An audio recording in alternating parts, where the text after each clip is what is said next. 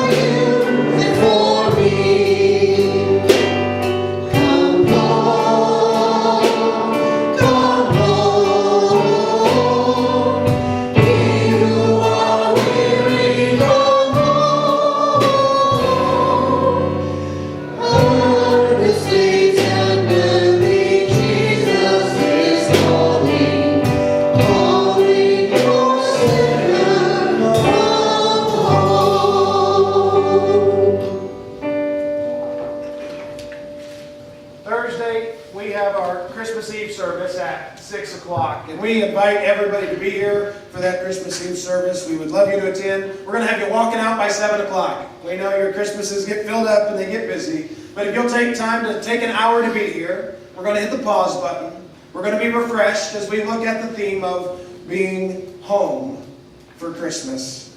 You won't want to miss this. And if you show up, there might just be one surprise as well as one small gift. So you're not going to want to miss it. Make sure you're here this Christmas Eve. Join us for our closing song today.